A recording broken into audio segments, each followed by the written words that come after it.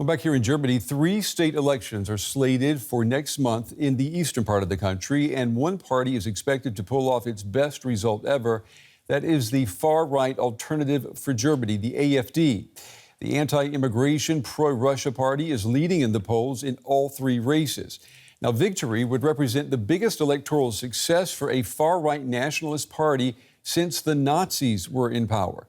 DW's Matthew Moore visited a Jewish community in the city of Erfurt, which is the state capital of Thuringia.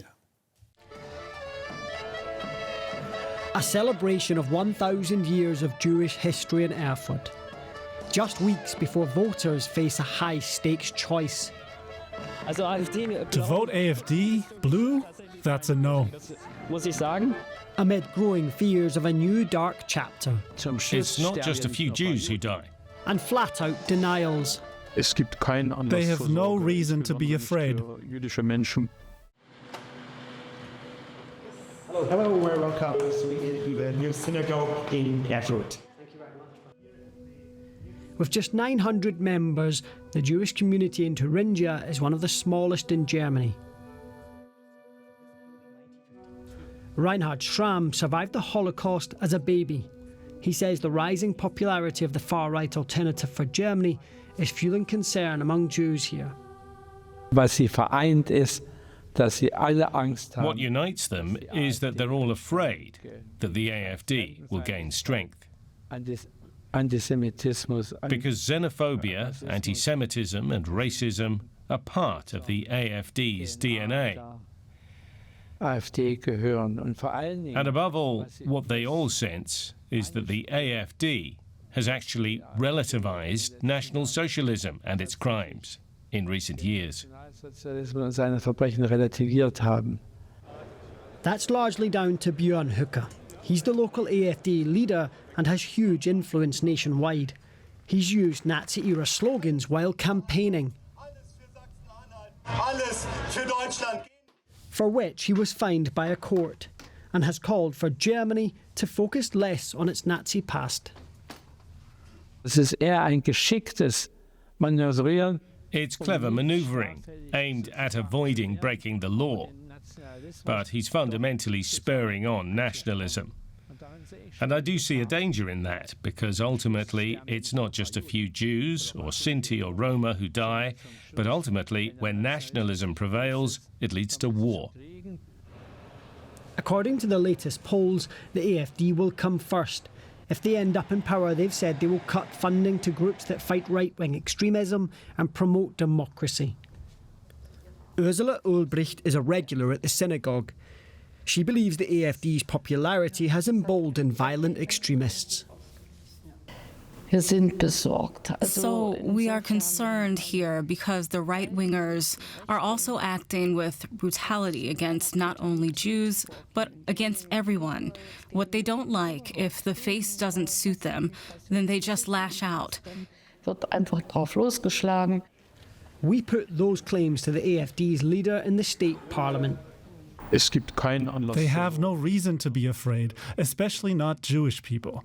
There's no reason to fear the AfD leading or being part of the government. We have no plans. Neither our program nor any of our proposed measures are even remotely directed against Jewish people.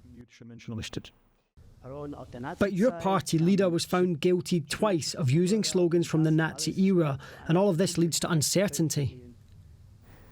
The convictions of Björn Höcke are laughable, are not to be taken seriously, and will be reversed in further court appeals. Despite those reassurances, unease prevails, but some are hopeful. I don't believe they'll come to power. That's my position. People can't be that stupid, I hope. Alan Byrne runs the Yiddish Summer Festival in Thuringia. He sees the arts as a route into the conscience of voters who are drawn to the AfD's message. I want them to dance with us so that they go home and think, that wasn't so awful, and maybe I'm being sold a bill of goods. Whether dialogue and dancing can overcome division in the weeks ahead is anyone's guess. And the answer could have a profound impact, not just in Thuringia, but beyond. And DW's Matthew Moore, who filed that report, joins us now from Erfurt. Matthew, the AfD says Jews have nothing to fear from them, but they clearly are afraid, as we saw in your report. What would an AfD-led government need to do to assure Jews, migrants, and other minorities that they are indeed safe? Well, throughout my reporting, Terry, it really became clear to me by speaking to Jewish people here that fundamentally there's nothing that the AfD and its current guys, led by its current leader Björn Höcke, could do to assuage those concerns. And that's because the party here has been designated by security services as a proven right-wing extremist party. And it's led by Björn Höcke, a man who a court has said can be described as a fascist. So fundamentally, they don't think that this is a party that is good for them. But what I was struck by in my conversations was it wasn't just their concerns about their own community, it was also the concerns about other ethnic minority groups. And they say that while the AfD here might not explicitly be anti-Jewish or anti-Semitic, they are trying to target other groups like Muslim communities. And the Jewish community here told me that their experience shows them that down the line, it is quite possible that Jews will become a target for a party that has nationalist policies like the AfD. And when I put those concerns to the AfD, it's interesting, they're very dismissive. They say there's nothing in our programme that should give Jewish people cause for concern, that they say that these criticisms, that the political, the designation by the security services, that all of this is politically motivated by their opponents.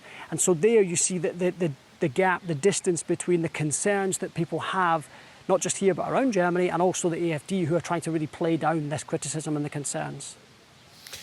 What would it mean at the national level in Germany if the AfD won all three of the upcoming state elections, Matthew? If the AfD were to come out top in just one of those state elections, it would be a historic moment for post-war Germany. And that is despite the fact that even if they did win, they might not have enough to form a government. It would be a huge moment because they could potentially form a blocking minority, which would allow them to kind of stymie budgets and the passing of laws, maybe political appointments. It would allow them potentially to stop money going to groups that combat far-right extremism, that promote democracy.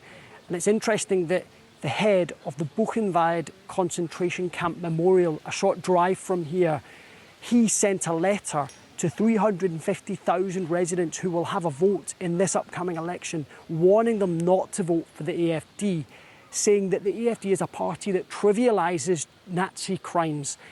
And in the last day or two, he has announced, or he said publicly, that he has been targeted by death threats. He believes that there's a connection between his criticism of this party, the AfD, and these death threats.